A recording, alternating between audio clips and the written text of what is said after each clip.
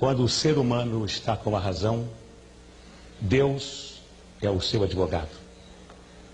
Ninguém vence o ser humano quando ele tem razão. Quem tem razão, forte ou fraco, vence sempre.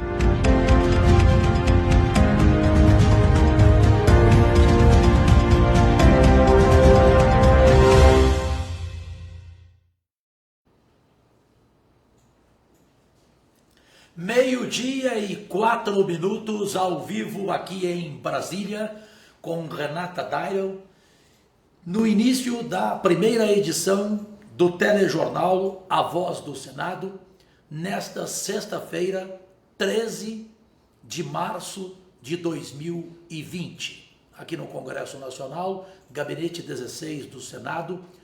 Eu sou o seu empregado público, Jorge Cajuru. Brasileiros do país e fora do país, em especial a minha gratidão à população do estado de Goiás. E tenho certeza que aí do outro lado agora, nas 30 redes sociais do Cajuru na internet mundial, no comando da página facebook.com/Cajuru Goiás, pela qual vocês comentam à vontade, fiquem à vontade com suas opiniões, que são importantes para nós.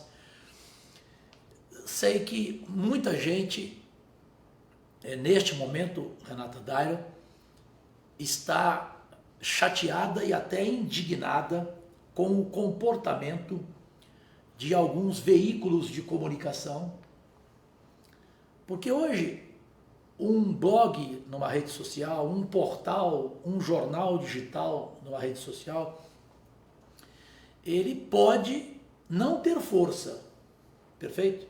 E nem credibilidade. Mas uma notícia que ele solta, ela às vezes espalha e provoca uma morte social. Ou seja, o mau jornalista, ele provoca a morte social de uma pessoa. Uma injúria, uma difamação, sem provas. Tipo assim, joga lá e pronto, acabou. Aí cabe a você chegar, entrar na justiça com interpelação judicial e fazer a pessoa cobrar, fazer a pessoa provar. Sim. Prove, porque senão você vai ter que pagar na justiça. Lei. Eu estou preocupado e claro que o presidente da República, Jair Bolsonaro, neste momento, deve estar, daquele estilo dele, bravíssimo. Saiu uma notícia meia hora atrás que deu positivo o exame do coronavírus do presidente da República, Jair Bolsonaro. Isso não é verdade, é mentira. Fake news. Eu não gosto nem de falar, Renata, essa palavra fake news, entendeu? Desculpa a expressão, essa merda. Isso pra mim não tem valor nenhum. Isso aí é gente que escreveu, é alguém. A palavra fake news é o quê? Ela pode ser denominada fake news porque o quê? Porque é uma mentira eletrônica. Aí hoje inventaram essa bobagem de fake news. Mas não, isso é gente, é pessoa, é um homem, é uma mulher, é um cidadão, mau caráter, desqualificado. Quer gerar o caos, né? Ele não está nem aí.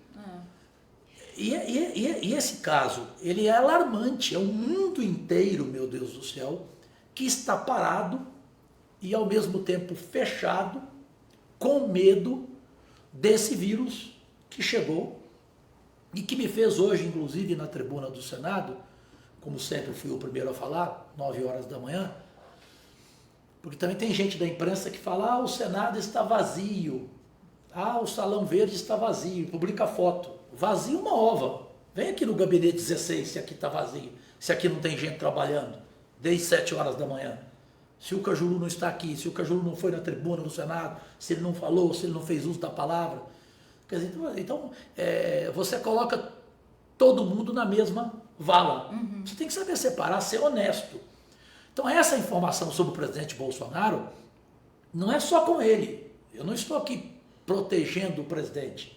Eu estou aqui sendo honesto com a informação e fazendo um apelo, pedindo para que todos vocês aí do outro lado desqualifiquem notícias de WhatsApp.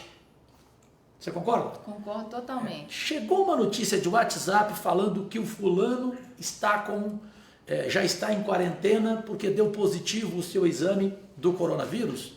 Você, por favor, veja quem é que deu a informação, qual é o veículo de comunicação que tem uma história e que não vai soltar uma mentira, né, sem um mínimo de conteúdo e de verdade. Por exemplo, aqui no Senado, chegaram a falar que o senador Nelsinho Trade já estava de quarentena. Não é verdade. Ele está esperando, assim como o presidente Jair Bolsonaro, o resultado do exame. Tem o exame, tem a contraprova. Porque quando você faz, eu vou fazer agora 1h da tarde. Aqui no Gabinete 16 eu vou fazer. Inclusive a TV Senado vem aqui para transmitir ao vivo. E eu vou fazer por quê? Primeiro porque eu sou diabético.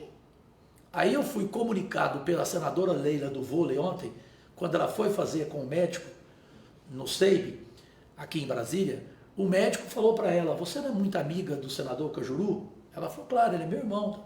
Então fala para ele fazer o exame, porque diabético é um perigo. Então você que é diabético, saiba disso. Eu também vou fazer, 1h da tarde, agora que foi marcado, para fazer esse exame, que é o exame de sangue. Sim. E aí demora 3 horas para você ter o resultado negativo ou positivo. E depois ainda tem a contraprova. Depois ainda tem a contraprova. Né? Eu vou fazer também porque ontem, você viu, vocês não sei se acompanharam, ontem teve uma reunião da CPI da tragédia da Chapecoense. E o convocado é da Venezuela, o empresário, dono daquela empresa aérea Alamia, que provocou aquela tragédia, aquela barbaridade de tantas mortes no voo da Chapecoense, na Copa Sul-Americana. O que aconteceu? Esse convocado ontem, ele ficou durante 5 horas respondendo perguntas lado a lado com o presidente da CPI, o senador Jorginho Melo, que é de Santa Catarina, e com o senador Isalci Lucas, depois comigo, que eu assumi a presidência por um tempo, e depois a Leila também assumiu, por um tempo maior que o meu, que eu tive que ir para a tribuna do Senado às 14 horas, eu era o primeiro orador inscrito. E ali a gente ficou com uma preocupação dupla. A primeira porque o senador de Santa Catarina, Jorginho Melo, teve um susto e foi fazer exame. Ele nem viajou para Santa Catarina, seu estado. Ele está aqui em Brasília ainda, eu falei com ele ontem à noite. E ele está esperando o resultado. Repito, assim como o presidente da República está esperando o resultado. Quem é oficial, está em quarentena e realmente deu positivo, é caso que não tem discussão, que você pode acreditar, é o secretário de comunicação do presidente Bolsonaro, que eu tenho muito carinho por ele, inclusive, que é o Fábio, o Fabinho. O Fábio, sim, esse já está em quarentena, sim, como muita gente no Brasil está, né? Agora, essas pessoas públicas, você tem que tomar cuidado quem é que está dando a informação.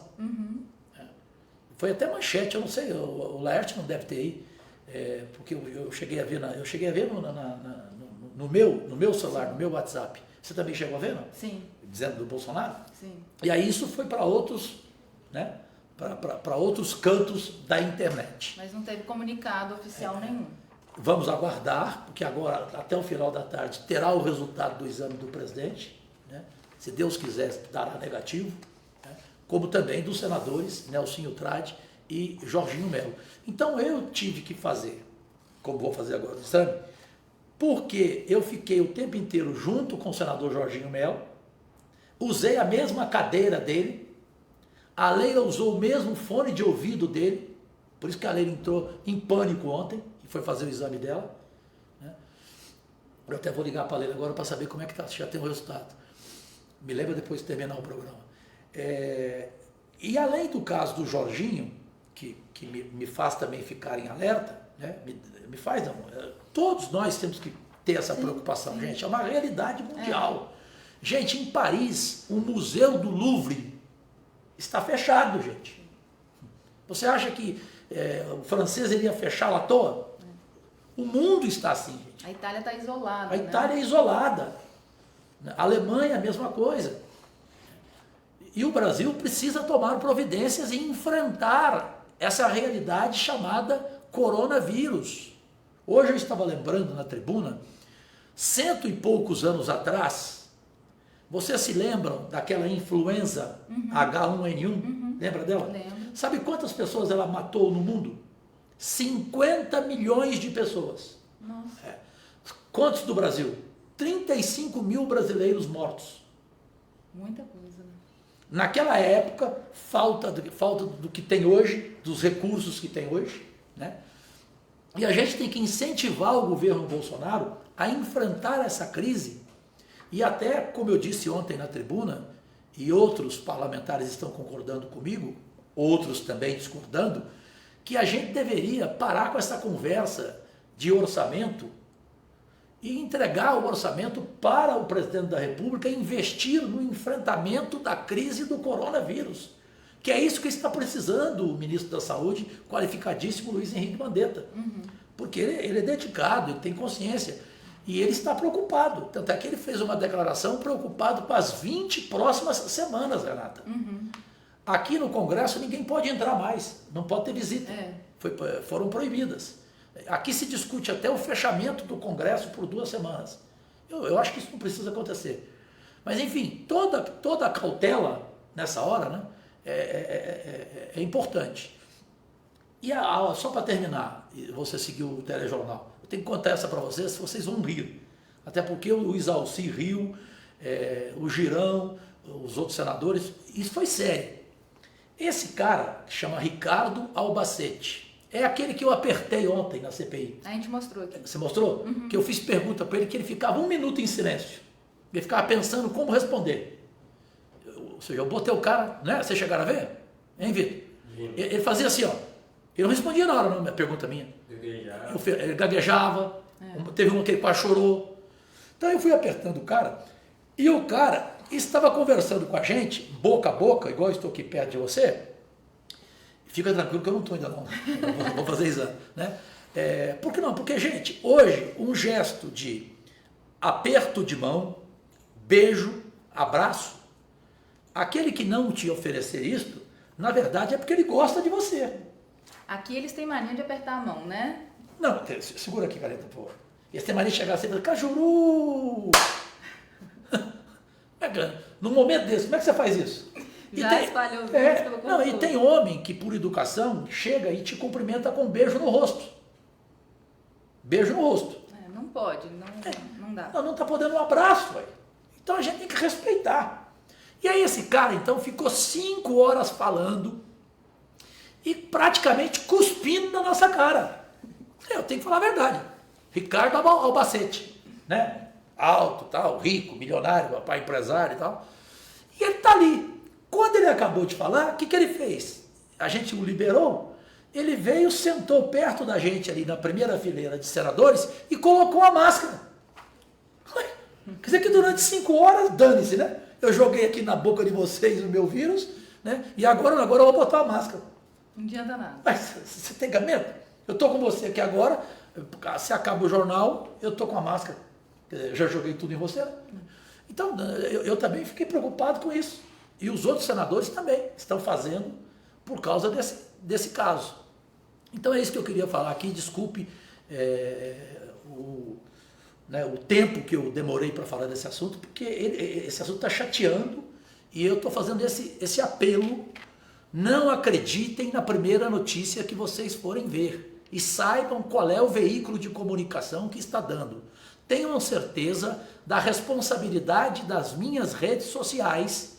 Além de ser o meu nome, é o nome de profissionais que trabalham comigo, que são sérios e que não colocam uma notícia sem ter a certeza dela. A certeza dela. Confiem nas nossas redes sociais do Cajuru. A gente não brinca com um caso desse em hipótese alguma. Agradecidíssimo, o telejornal segue, tem boas notícias, tem bons assuntos para vocês acompanharem aqui, das satisfações que eu dou do meu trabalho como senador e também as outras notícias que você pode ver aqui, por isso que se chama Telejornal A Voz do Senado. Agradecidíssima. Opa, não podia nem fazer isso aqui. E o Brasil já confirmou ao menos 151 casos da Covid-19, a infecção causada pelo novo coronavírus. O número foi atualizado hoje a partir de balanços divulgados pelas secretarias estaduais de saúde e pelo Hospital Albert Einstein. O levantamento mais recente do Ministério da Saúde, divulgado ontem, apontou que o Brasil tinha até aquele momento 77 casos confirmados. O balanço oficial ainda não considerava mais 4 casos confirmados pela Secretaria de Estado de São Paulo e 60 testados pelo Hospital Albert Einstein. A primeira confirmação no Rio Grande do Norte, o terceiro caso confirmado na Bahia, os segundos casos de Minas Gerais e do Espírito Santo, os 2 primeiros casos em Santa Catarina, 3 casos confirmados em Goiás, um terceiro caso confirmado aqui no Distrito Federal. E o ministro da Economia, Paulo Guedes, afirmou hoje que pretende anunciar novas medidas para combater os efeitos da pandemia do coronavírus na economia brasileira em até 48 horas e não descartou a possibilidade de novas liberações de recursos do FGTS. Guedes também fez cobranças ao Congresso Nacional e diz que gostaria que as principais lideranças políticas do Brasil reagissem também com muita velocidade com as reformas para reforçar a saúde econômica do Brasil. O senador Cajuru entende a gravidade do coronavírus e subiu na tribuna ontem e hoje para falar sobre os riscos de uma epidemia. Você pode conferir os pronunciamentos na íntegra no facebook.com/cajurugoiás. Mas também concorda com Paulo Guedes quando ele diz que o Congresso tem que avançar com mais agilidade. Cajuru trouxe à tona um assunto de extrema importância, o Fundeb. Se não for aprovado, o fundo que garante investimentos na educação básica pode acabar este ano. A semelhança do que fiz no ano passado, quando apresentei a esta casa, ainda no mês de março, o projeto de emenda à Constituição, a PEC número 33 de 2019, de renovação do Fundeb. Eu volto, senadora Zenaide Maia, pela terceira vez nesta tribuna a este assunto, que eu sei que é sua preocupação, é preocupação da governadora do seu estado, com quem eu já conversei aqui no plenário no ano passado, a Fátima veio falar comigo, sobre a permanência do Fundeb, porque desde o ano passado a impressão que eu tenho é que esse governo não estava nem um pouco preocupado, porque dezembro agora acaba, Fundeb. E essa semana eu vi deputado com camisa de Fundeb, mas concretamente eu não estou vendo nada. Parece ser tão transparente no governo que de tão transparente a gente não enxerga. Providência e priorizar essa discussão pela importância do tema, angustiadamente preocupado, e por isso não posso me calar e deixar de tentar sensibilizar o Congresso Nacional e o governo federal. Conforme sabemos, o Fundeb é o principal sistema de financiamento da educação básica do Brasil e, por lei, acaba ao final deste ano de 2020. Estamos em março, quase indo. Percebo, infelizmente, uma inércia preocupante em relação à prorrogação ou continuidade do Fundeb. Pelo menos desde 2007, mais de 60% dos gastos na educação básica, da creche ao ensino médio, são financiados pelo Fundeb. O antigo programa atendia apenas ao ensino fundamental. Essa ampliação representou um grande salto. Para se ter uma ideia, os recursos abarcados pelo fundo saltaram de 35,2 bilhões em 2006, ainda como Fundef, para 136 bilhões no ano de 2018. Vejam o tamanho do salto.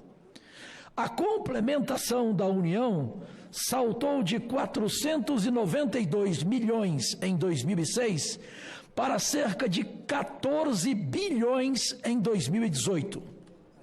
Conforme pode-se conceber, o Fundeb é mecanismo fundamental no financiamento da educação brasileira, sobretudo para estes federados, que são entes, que dispõem de menor arrecadação. Segundo o estudo do movimento Todos pela Educação, pelo menos em 4.810 municípios brasileiros, o fundo corresponde a 50% dos gastos por aluno a cada ano. Em 1.102 desses municípios, a participação do Fundeb no total de gastos chega, senador Paim, a 80%.